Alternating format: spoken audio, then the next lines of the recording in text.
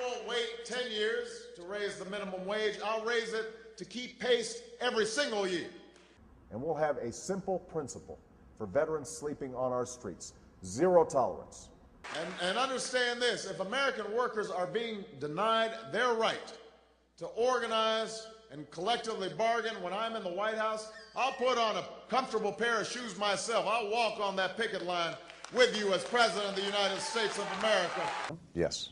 I have said repeatedly that I intend to close Guantanamo, and I will follow through on that. If you are a lobbyist entering my administration, you will not be able to work on matters you lobbied on or in the agencies you lobbied during the previous 2 years. I'll make our government open and transparent so that anyone can ensure that our business is the people's business. The people's business. Let me say it as simply as I can. Transparency and the rule of law will be the touchstones of this presidency. I've said repeatedly that America doesn't torture, and I'm going to make sure that we don't torture. Because when I'm president, meetings where laws are written will be more open to the public, no more secrecy. That's a commitment I make to you as president.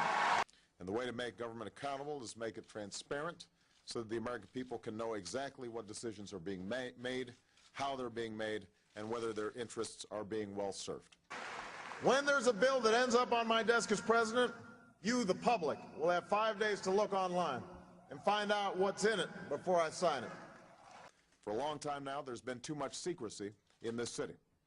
The old rules said that if there was a defensible argument for not disclosing something to the American people, then it should not be disclosed. That era is now over. When there are meetings between lobbyists and a government agency, we'll put as many of those meetings as possible online for every American to watch. Every agency and department should know that this administration stands on the side not of those who seek to withhold information, but those who seek to make it known.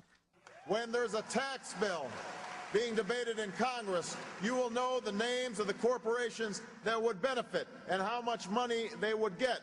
And we will put every corporate tax break and every pork barrel project online for every American to see.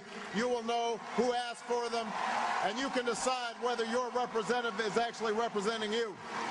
But the mere fact that you have the legal power to keep something secret does not mean you should always use it. Information will not be withheld just because I say so. It will be withheld because a separate authority believes my request is well grounded in the Constitution. I don't take money from oil companies or Washington lobbyists, and I won't let them block change anymore.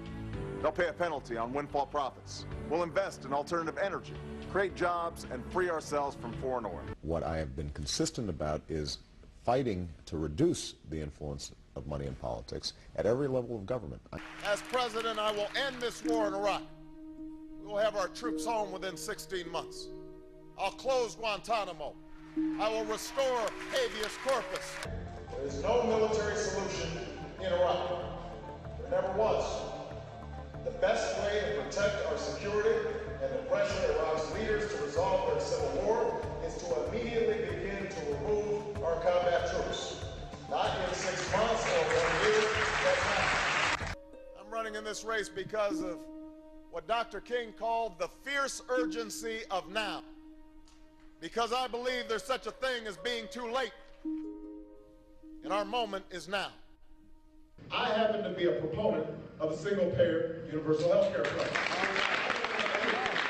If a mandate was the solution, we could try that to solve homelessness by mandating everybody buy a house. The reason they don't have a house is they don't have the money. And so our focus has been on reducing costs, making it available. I am confident that if people have a chance to buy high-quality health care that is affordable, they will do so, and that's what our plan does, and nobody disputes that.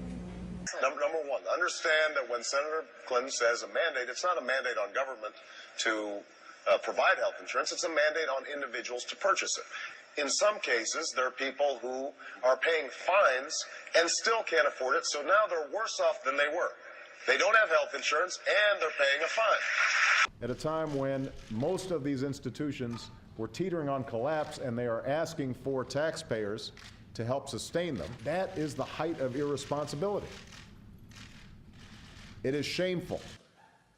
As part of the reforms we're announcing today, Top executives at firms receiving extraordinary help from U.S. taxpayers will have their compensation capped at $500,000. Do you regard President Mubarak as an authoritarian ruler? No, I tend not to use labels for folks. He has been a stalwart ally in many respects to the United States. He has sustained peace with Israel. So I think he has been a force for stability and good in the region.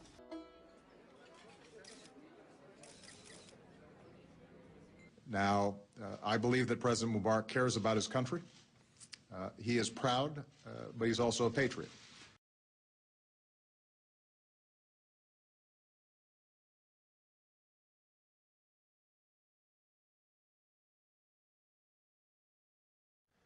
An effort to regain America's moral stature in the world.